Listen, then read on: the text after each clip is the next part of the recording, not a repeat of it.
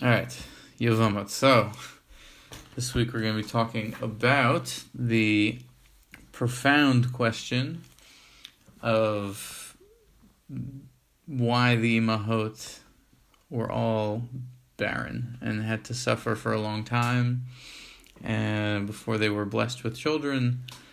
And the larger question of what the purpose behind those stories is or are, and what Chazal have to say about that.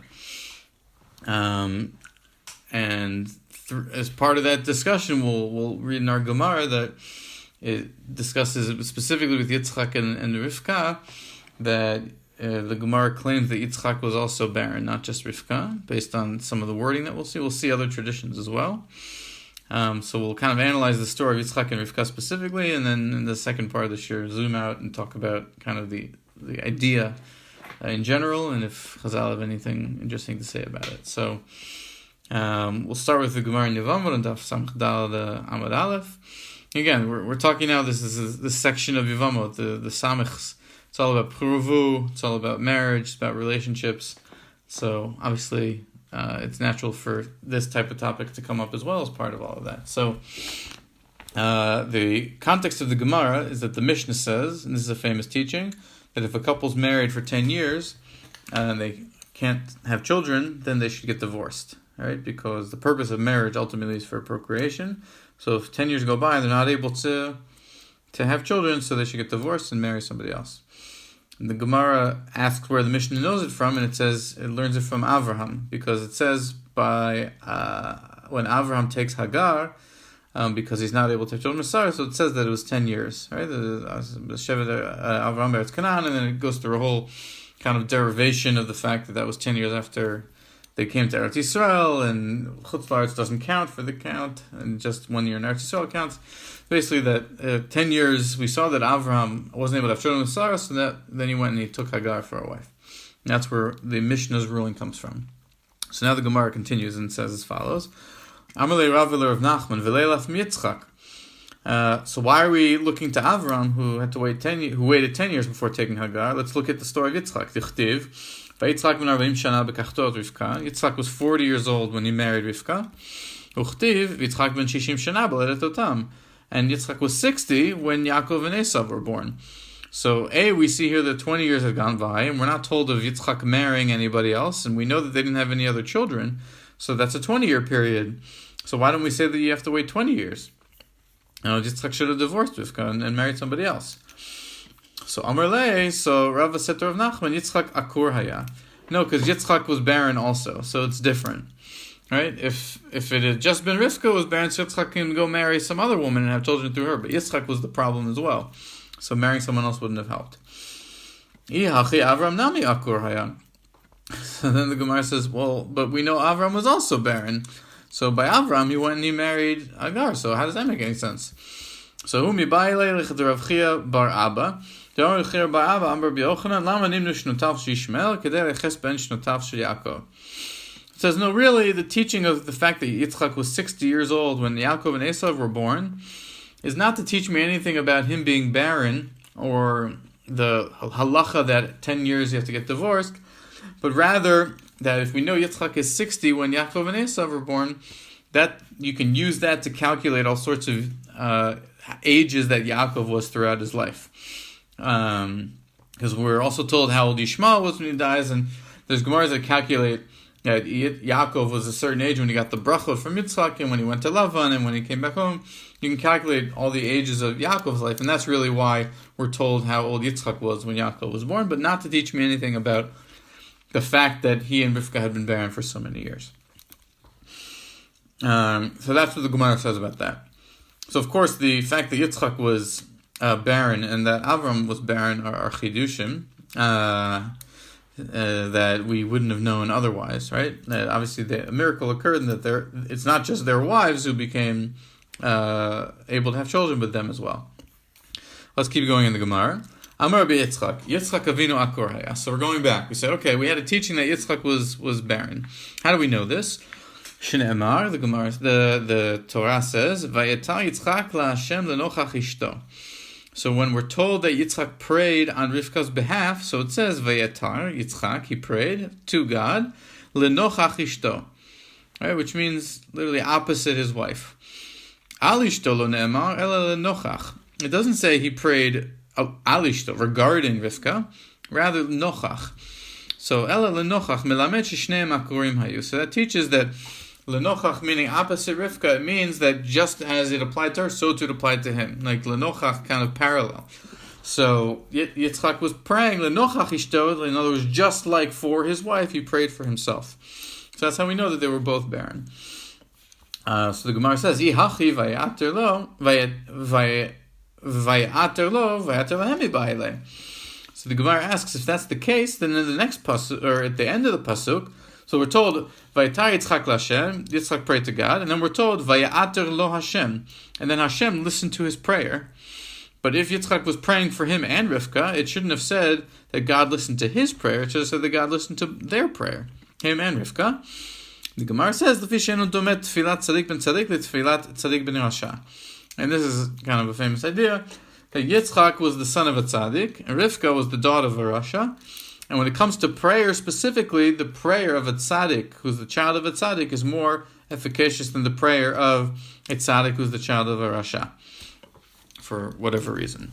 And so therefore, God really listened to Yitzchak's prayer, about him, even though Yitzchak prayed for himself and for Rivka, God listened to him and not to her, even though she prayed as well. That's what the Gemara says. Continues. Amar Rabbi Yitzchak, mipnei hayu Avotenu Akurim. So now Rabbi Yitzchak, who taught that Yitzchak was barren, he asks, why were our forefathers barren? What was the idea behind that? Mipnei she'akadosh baruch hu mitavel tefilatan tel tzadikim. Because God desires the prayers of the righteous. So if the righteous are barren, they'll pray to God, and God wants them to pray to Him.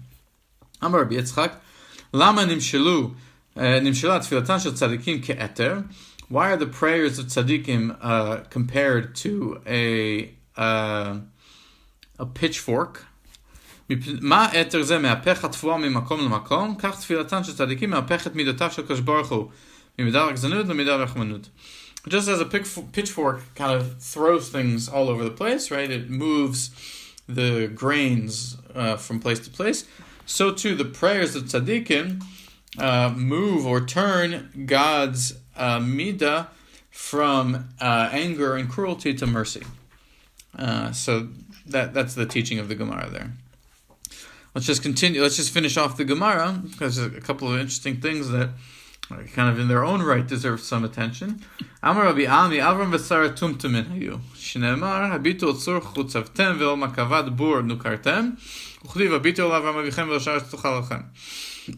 Avram and Sarah were tumtumim, which is androgynous, like they didn't have a gender. So it raises the question how Avram could have a brit milah.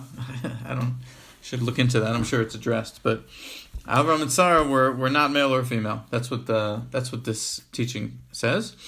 Amar Rav Nachman, Amar Rabba bar Avua, Sarah imenu Ailonit aita. A different teaching that Sarah was an Ailonit.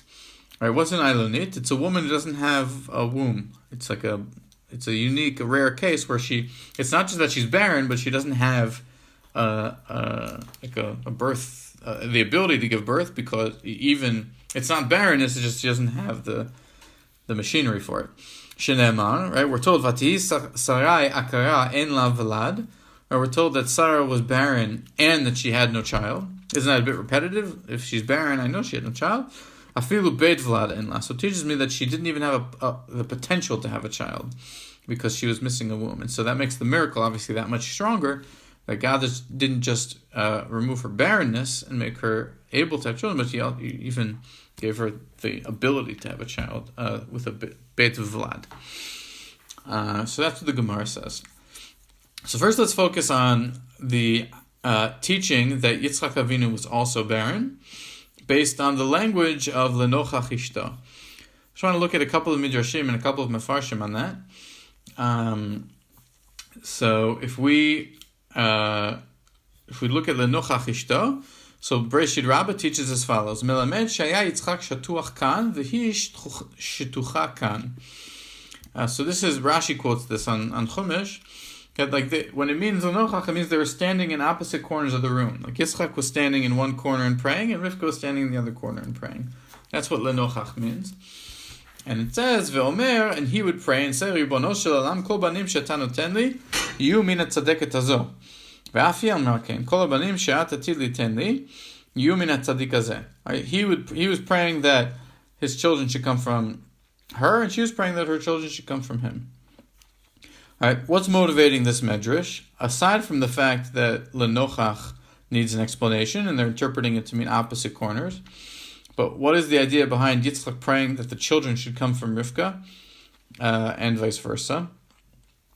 So what seems to be motivating it is, in part, what we discussed before, that they've been married already for 20 years, and they haven't had any children yet, but what's the emphasis of that it should come from this person, this spouse?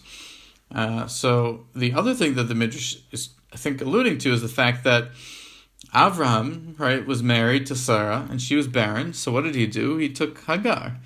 And Yaakov was married to Rachel, and she was barren. So what did he do? He took Bilhah and Zilpah. So why didn't Yitzchak take someone to have children with? He waited much, much longer also. It's 20 years. He can't have children with Rivka. So why isn't he having children? So, the part of that could be the fact that he was himself barren, which is the Gemara said, but then it said, but Avram was too, and that didn't stop him. So, but part of it is that he seems very fixed. The Midrash is saying that there's something about the fact that Yitzchak wants his children to be through Rivka, and Rivka wants the children to be through Yitzchak. So they're not interested in taking, he's not interested in taking another woman to just bear his children. We'll see kind of, the idea there is I think, pretty obvious of like why that would be, but we'll see what the Radak says about that quickly. Right? Vayata Yitzchak, Hirba b'tfila al ishto. Right? He was he prayed a lot about her. Sheteled, l'fishe ohev ota ahava yetera, kmo sheperashnu. That Yitzchak really, really loved Rivka. Ume'ahavata lo ratza lakach isha acheret alea, velo achat min arotea. Lefikach hirba me'od b'tfila ad shenetar lo ha'el. Because he loved Rivka so much, he didn't want to take another woman in addition to her, and he didn't want to take one of her maidservants. He just wanted her. It's kind of sentimental, but the Radak says that that's pshat. In other words, and that's what this medrash is alluding to in Bereshit Rabbah, that why wouldn't Yitzchak have taken another wife? Because he wanted Rivka to be the mother of his children. It's that simple. Lenochach ishto. So the Radak says, what does that phrase mean? Lumat ishto klomar ba'avura. So he interprets Lenochach not to mean opposite, but on behalf of, which is specifically what our Gemara in Yevamot said is not what it means, right? He's praying on her behalf. And Radak continues and says, Shelo yitztarech lakachet isha acheret leolid mimena. Right? That why is he praying for Rivka if he is not barren and just she's barren, and he can take another wife to have children? That's why he's praying, because he didn't want to take another wife. In other words, the whole premise of the Gemara, the Radak gives a different answer. The Gemara's premise is, how do I know Yitzchak was barren? Because he and Rivka were married for a long time, and he didn't take another wife. So that teaches me that he himself was barren as well. The Radak says, no, he just didn't want to marry somebody else to have children. And so I guess he didn't hear the halacha in the Mishnah that you have to get divorced after 10 years. In other words, he wanted to keep trying with Rivka even for 20 years. But he was praying for that whole time that she would be able to give birth. Right? The Radak here doesn't address what's bothering the Gemara, which is that what about the halacha that you have to get divorced after 10 years if you're not successful? Right? So for the Radak, who's interpreting more on a pshat, he doesn't seem concerned with explaining why Yitzchak wasn't concerned with that problem. He says, but he acknowledges another interpretation of Lenochach is so he says, or it could mean that he was praying opposite her, right? That not kind of the way the Bereshit Rabbah said on opposite sides of the room, that he was praying across from her. And the reason why he did that, according to the Radak, is that if he's looking at her while he's praying, or he sees her, then that'll help him concentrate on and make his prayer more fervent. The Bechor Shor says something similar, where he says, Lenochach ishto. What does Lenochach mean? So it means that Ikar tfilato al ishto. The nochach means al, it means on behalf of, like the Radak said, and not like our Gemara. Right, that the primary purpose behind his prayer wasn't for himself, but for his wife. Ki al atzmo lo haya mitpached. Right, he wasn't afraid for himself. And the Bechor Shor adds something a bit novel here. He says, why wasn't Yitzchak afraid for himself?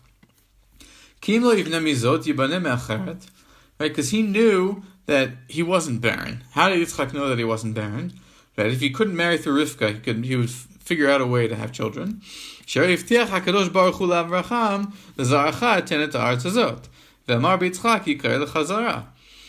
Yitzchak knew that God promised Avraham that he would have children.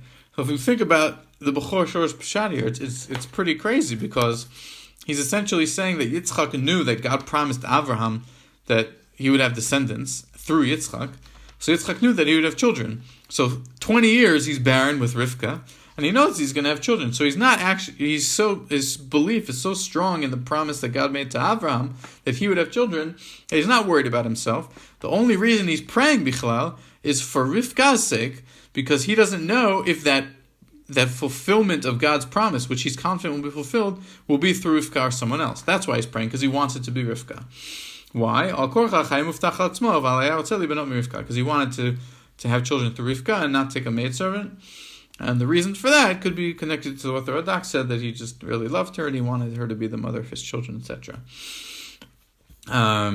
Just look quickly, the Baal HaTurim, who also has kind of looks at these interpretations, but he does something that he does often, where he'll note if a word appears in Tanakh, just let's say in one place and one other place, so see where they're used, and he'll kind of come up with an idea behind that, of, okay, this word appears here and there, let's connect the two ideas behind the psukim where those words come up, and then tie those to some midrash.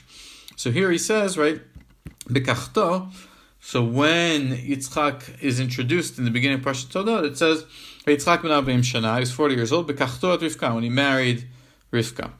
So Bekachto, when he married her, so Bet b'Misorah, it says this word Bekachto appears twice in Tanakh. Bekachto at Rivka is one, and then Bekachto v'asur b'zikim. And also says Bekachto by Yirmiyahu in a story in Perek Mem where he was in jail and he was chained up, right? That he was taken with Bavel and he was chained up. So Gabe Yirmiyah Makachto dehatam asur afacha asur. So the teaching that Baal HaTurim is attempting to make is just as Yirmiyahu was chained up and in jail, as it were, afacha asur. So to hear the kicha of Yitzchak, of Rivka, also has to do with being chained up and imprisoned. What does that teach me? So that teaches me that also Yitzchak was imprisoned and chained up in the sense that he was also barren. That's kind of how the Baal HaTurim is trying to take the midrash that we saw in the Gemara in Yevamot, and tie it to this fact that Bekachto is used only in one other context of Tanakh, which has to do with being chained up and imprisoned. Right? And he also darshan says V'alfinan mi Manoach, and he has another drasha from the story of Manoach, Yitzchak. K'tiv hacha vayeta Yitzchak, because here it says vayeta Yitzchak, where God Yitzchak prayed. K'tiv hatan vayeta Manoach, and it says over there that Manoach prayed. Manoach being the father of Shimshon, right? And he prayed also because she was barren. And so just as Yitzchak prayed for a child because his wife couldn't conceive, so to Manoach. And apparently the Baal HaTurim has a tradition that Manoach was barren. So Manoach was barren and he had Vayetar, so to Yitzchak had Vayetar, so he was barren. So basically the Baal HaTurim is looking for these words that come up, the prayer and the taking, to further enforce the midrash that we saw in the Gemara in Yevamot, that Yitzchak was barren, not just Rivka. But as we saw, the Mefarshim Radak and the Bechor Shor, who were more Pshat oriented, are saying no, it just means that Yitzchak wasn't barren, just Rivka was barren, but they have a different explanation for why the Yitzchak didn't take another wife and was with her 20 years, just because he wanted to be with her and he wanted her to be the mother of his children. With that, let's look at a few other ideas. Right, we saw the Gemara gave an explanation for why theologically and fundamentally the imahot and even the avot, if you say that Yitzchak was barren and Avram was barren, why they had to suffer barrenness and infertility. So the reason that was given by Yevamot is that God desires the prayers of the righteous.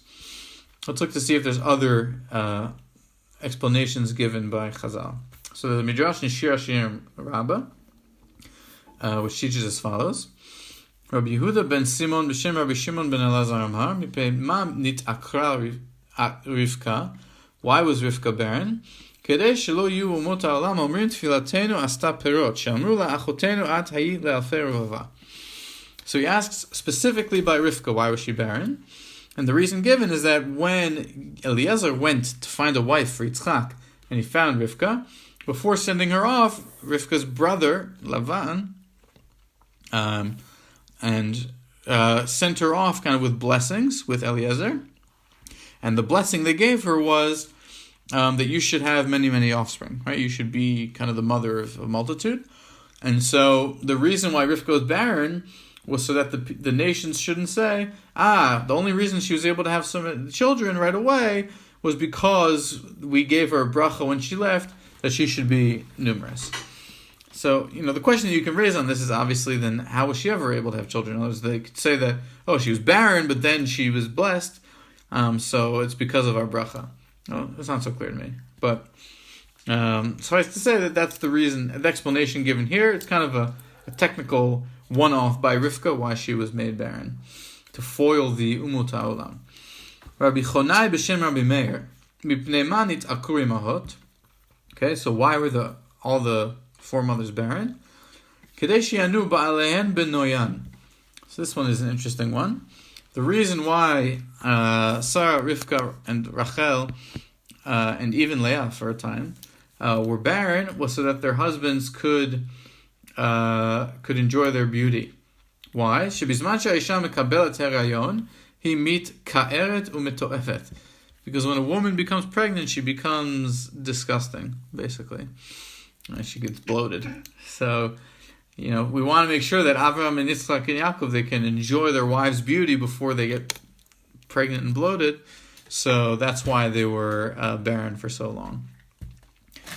Rabbi Levi b'shem Rabbi Shila mikfar Tamarta, Rabbi Chelba b'shem Rabbi Yochanan mipnei nit'akru imahot. So Rabbi Yochanan offers another explanation. B'shvil she'aya Kadosh Baruch Hu mitaveh lishmoa sichatan. So this is similar to what we saw in Yevamot, that the reason why they were barren was because God desires to hear their prayers. So obviously a very different approach than the approach of Rabbi Meir. The Midrash Hagadol gives a different explanation. Tanar Banan Shalut Azkenin, they asked the elders, Mipnei ha'imahot akurot hayu, Amru lahen mipnei shehen tzadikot v'ksherot. Because the imahot were all, pure, righteous individuals. Kedei shelo yehu betuchot be'atzman, v'yomru kedai anu shinaten lanu banim. Amar Kadosh Baruch Hu harini magshim kochan shelo yehu betuchot al atzman. That it's something to the effect of, because they were so righteous, they shouldn't feel that they deserve it, or that it's a magia lahem, that they should have children. God wanted to make sure that they stayed humble and dependent on Him. So even though they were righteous, He weakened their self-confidence via the fact that they were barren for so long, to ensure their righteousness, that they shouldn't be tempted into arrogance. That's the Midrash Hagadol's interpretation. And finally, let's see what the Yalkut Shimoni says. Pa'am achat hayiti over mimakom lemakom, mitzani zaken echad. So this is told, I believe Eliyahu Hanavi is the first person narrative here. It's told in the name of Eliyahu. So Eliyahu was walking from place to place, and some elder found me. Amar li Rabbi, mipnei ma ba'al habatim sheb'Yisrael netzarim, al habanim liot lahem. So this Zaken asks him, why, and here it's not even on the avot or the imahot, it's just a larger general question. Why are there people in Yisrael who cannot have children? Why is there that phenomenon of infertility? Bichlal. Amarti lo b'ni, I said to him, my son, mipnei she'akadosh baruch hu ohavan ahava gemura. The reason God makes those people infertile is because He loves them with an absolute and complete love. V'samach bahem, and He's happy in them. And And he wants them to pray to him so that will arouse divine mercy for them before him. צא ולמד מאברהם ושרה, שהיו עקורים מיצחק 75 שנה, והרבו החמים עד שבא יצחק ושמחו בו. Avram and Yitzchak didn't have Yitzchak for a long time, then eventually they did, and see how happy they were in him. צא ולמד מרבקה, שהייתה עקרה 20 שנה, והרבתה החמים עד שבא יעקב ושמחו בו. Rivka for 20 years didn't have anyone. צא ולמד מרחל, שהייתה עקרה 14 שנים, משני ילדיה. והרבתה ורחמים עד שבאו השניים ושמחה בהן. Right, Rachel was barren for 14 years according to this. צא ולמד מחנה, שהייתה עקרה 19 שנה ו6 חודשים עד שבא שמוע ושמחה בו. And Chana was barren for 19 and a half years, and then had Shmuel, and was happy in him. The Yalkut Shimoni's approach seems to be, why are people barren? So that they should be extremely happy when they finally have the children. They have to go through the suffering of not being fertile, but then that makes, right, Hazorim Bedima Berina Yitzur, that makes them, the children that they do end up having, be that much more special because they know what it's like not to be able to have children, and it makes them desire it so much more, so that when they get it, it brings them an immense amount of simcha in their lives. So just to kind of summarize the explanations we saw for this question of why is there infertility for righteous people in the world. So one explanation was that God desires the prayers of the righteous. That was the Gemara in Yevamot. One explanation was that he wants the husbands to be able to enjoy the beauty of the wives before they get pregnant. That was Shir Shirim Rabbah. One explanation was for the sake of the righteous people, that they shouldn't lose sight of the fact that everything is in the hands of God. And then the Yalkut Shimoni, which said that because if they don't have it, then when they get it, that'll bring them nachas. And even though they have to suffer, that'll be more than made up for by the enjoyment that they get down the road by having those children. So different approaches in Chazal of attempts to explain why the righteous, starting with Avram, Yitzchak, Yaakov, Sarah, Rivka, Rachel, but then trickling down through all the generations, why the righteous are stricken with infertility. Sure.